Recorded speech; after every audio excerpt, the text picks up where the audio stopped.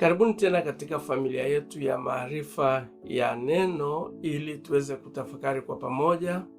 Na tafakari yetu ya leo ni tafakari ya siku ya Alhamisi Kuu. Na ujumbe wetu wa leo unasema mambo matatu muhimu ya kuzingatia katika ile karamu ya mwisho ya Bwana wetu Yesu Kristo aliyoifanya na wafuasi wake. Mambo makuu matatu muhimu ya kuzingatia katika ile karamu. Sasa ukisoma Biblia utaona kwamba Biblia haituambii kwamba Yesu alifanya karamu ngapi na wafuasi wake. Ijapo tunasoma kwamba kuna nyakati mbalimbali ambazo Yesu alijumuika na watu katika kinywaji au katika chakula. Na hata kuna wakati mwingine ambapo Yesu aliwalisha makutano kwa samaki wachache na mikate michache. Vilevile alikula pamoja na makahaba na watoza ushuru, na tulisoma pia alihudhuria sherehe ya harusi huko Kana na kadhalika. Lakini karamu ya mwisho aliyoandaa Bwana wetu Yesu Kristo kabla ya kuyaendea mateso, kufa na kufufuka kwake ina umuhimu mkubwa sana kiimani. Karamu ya mwisho ambayo Bwana wetu Yesu Kristo aliiandaa kabla ya kuyaendea mateso, kifo na ufufuko ina umuhimu mkubwa sana kwetu kiimani. Zaidi ni kuwa kuna mambo matatu muhimu ya kuzingatia yaliyofanyika siku hiyo ya karamu. Jambo la kwanza ni tukio la Yesu kuumega mkate pamoja na wanafunzi wake, ishara ya umoja na mshikamano kwa njia ya damu na mwili wake. Tukio la pili, hili ni lile la Yesu la kuwaosha wanafunzi wake miguu, ishara ya kutumikia na sio kutumikiwa. Na jambo la tatu ni amri ya Yesu, yaani Yesu alitupatia amri mpya. Hayo ni mambo makuu matatu ambayo yalijitokeza katika siku hiyo ya karamu na ni ya muhimu kwetu kuyazingatia. Tukio la kwanza litaelezwa kwa kirefu na audio itakayoshirikishwa baada ya tafakuri hii. Kama mjuavyo, Kwaresma hii tumekuwa tukitoa tafakari kwa njia ya audio, ambapo tumeshirikishana baadhi yetu katika kufanya hivyo.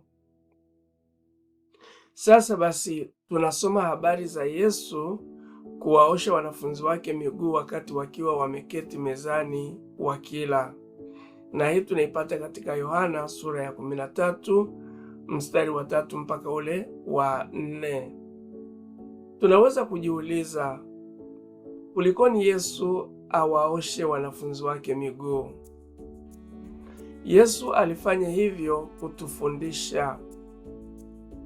Alifanya hivyo kutufundisha umuhimu wa kuwa wanyenyekevu. Maana yake, sifa mojawapo kubwa anayopaswa kuwa nayo mwanafunzi wa Yesu ni unyenyekevu. Haijalishi mtu una nafasi gani, cheo gani, jinsia gani, na hata una karama kiasi gani. Unyenyekevu ni tunu ya kila Mkristo. Yesu anatufundisha vizuri sana wakati wa tukio hili. Yesu mwenyewe alikiri ukuu wake, lakini bado alijinyenyekeza mbele ya wanafunzi wake kuwaosha miguu. Tena anawaambia, basi ikiwa mimi niliye Bwana na mwalimu nimewaosha ninyi miguu, nanyi pia mnapaswa kuoshana miguu. Yohana sura ya 13 mstari wa 14. Alichomaanisha Yesu ni kuwafundisha na kutufundisha sisi kwamba tusitafute ukubwa wa kutumikiwa, bali tuwatumikie wengine. Yesu alijua wazi kuwa baada ya kuondoka, wanafunzi wake wangeweza kujijengea matabaka ya ubwana na utwana.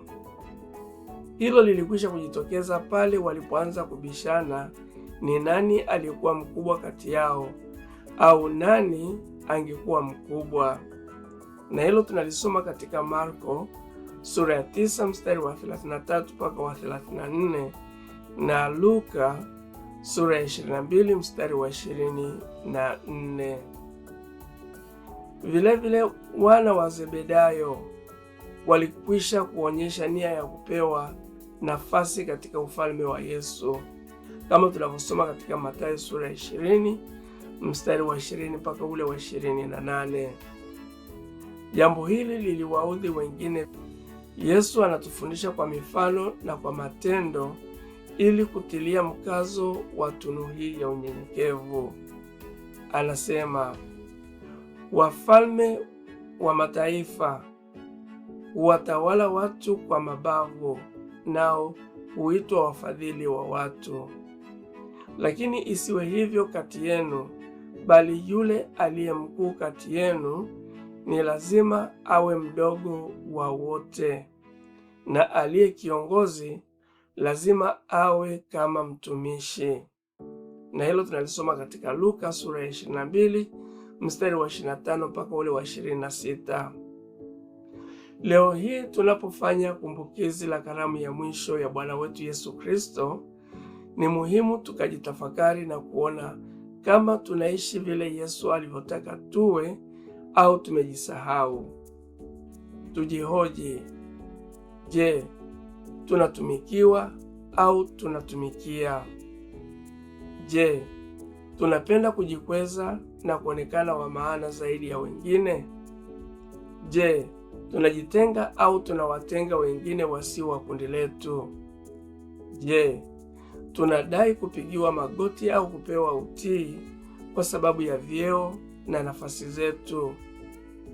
Je, tunapenda kusikilizwa na sio kusikiliza wengine? Yesu anasema tusifanane na wafalme wa dunia, bali tuwe kama watumishi. Luka sura ya 22 mstari wa 26. Katika baadhi ya makanisa leo hii tunafanya tukio la kuoshana miguu.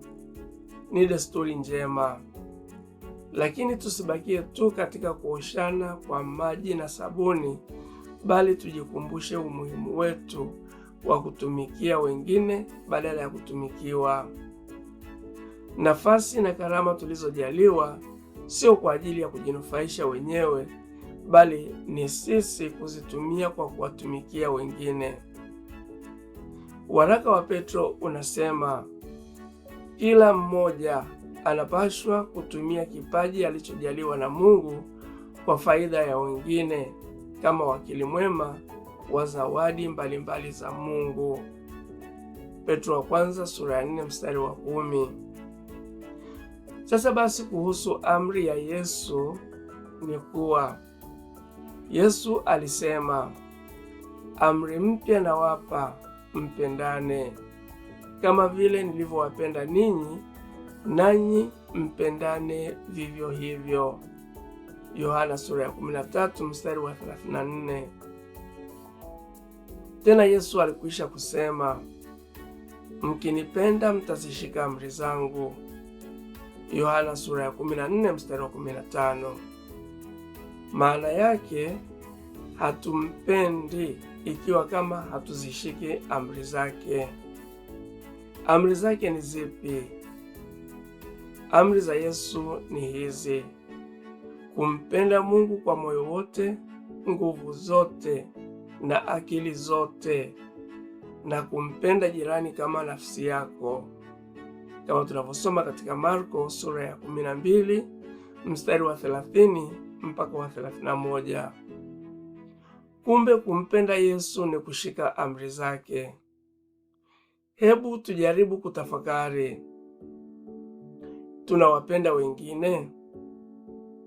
Unakumbuka yule ambaye humpendi kwa sababu kadhaa au kwa sababu fulani. Unaweza ukasema, yule simpendi kwa sababu alinifanyia hili au lile.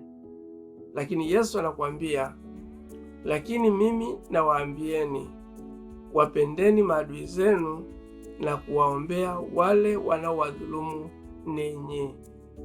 Mathayo sura ya 5 mstari wa 44.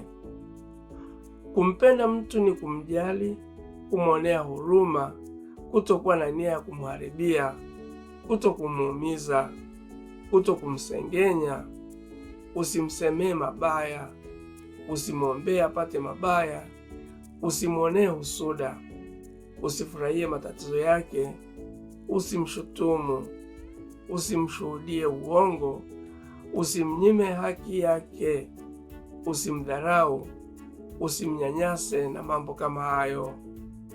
Sasa basi tujaribu kuwaza, ni lini tuliwahi kufanya moja wapo ya hayo niliyoyatamka? Unamgeukia Yesu na kumwambia Yesu, nakupenda? Ujue Yesu anakujibu na kukuambia, kama kweli unanipenda, mpende kwanza yule usiye na upendo kwake. Hivi unajua, mtu asiye na mapendo kwa mwingine hana Roho Mtakatifu. Hayo aliyasema Yesu mwenyewe. Alisema hivi, mkinipenda mtazishika amri zangu. Mkinipenda mtazishika amri zangu, nami nitamwomba Baba, naye atawapeni msaidizi mwingine ambaye atakaa nanyi milele. Hilo tunalisoma katika Yohana sura ya 14 mstari wa 15 mpaka wa 16. Yeye ni Roho wa ukweli. Yohana 14 mstari wa 17. Kumbe Roho Mtakatifu anakaa pale penye upendo. Upendo ukiondoka, naye huondoka. Upendo ukidumu, naye hudumu nasi milele. Yohana anaandika hivi, mtu akisema kwamba anampenda Mungu hali anamchukia ndugu yake, huyo ni mwongo. Maana mtu asiyempenda ndugu yake ambaye anamuona hawezi kumpenda Mungu ambaye hamuoni. Yohana wa kwanza sura ya 4 mstari ule wa 20. Kwa maana nyingine, Yohana anatuambia tusiwe wanafiki mbele za Mungu. Tusimlaghai Mungu kwa kumwambia eti tunampenda huku tuna bifu kali kwa wengine. Amri ya mapendo ni sehemu yetu katika Agano Jipya ambalo kesho Ijumaa ndiyo kumbukizi lake. Katika agano hili Yesu anaonyesha upendo wa upeo. Anaonyesha upendo wa upeo kwetu kwa kumwaga damu yake ya azizi pale Kalvari. Sehemu yetu katika agano hili ni kushika amri zake kama alivyosema, mpendane kama nilivyowapenda ninyi. Amri hii ya Yesu si shuruti bali ni ustaarabu. Sifa na desturi zinazomstahilisha mtu kuwa mwanafunzi wa Yesu ni kuwa na upendo. Kipindi chote cha Kwaresma kilikuwa ni kipindi cha kujitathmini na kutambua nafasi yetu katika agano hili. Je, tumefikia wapi? Je, leo hii mtu akikutazama atasema, lazima huyu ndugu ni Mkristo?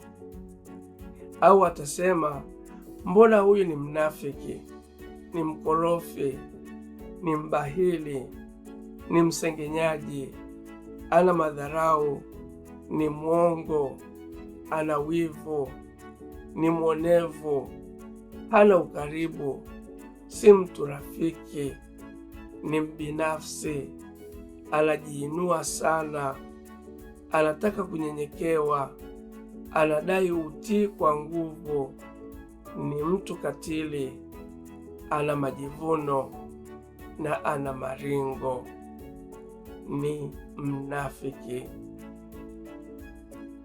Upendo ukatutambulishe Ukristo wetu, kama vile Yesu anasema, mkipendana watu wote watajua kwamba ninyi ni wanafunzi wangu. Yohana sura ya 13 mstari wa 35. Basi hii ndiyo amri aliyotupa Bwana wetu Yesu Kristo. Anayempenda Mungu anapaswa pia kumpenda ndugu yake. Yohana wa kwanza sura ya 4 mstari wa 21. Tumsifu Yesu Kristo.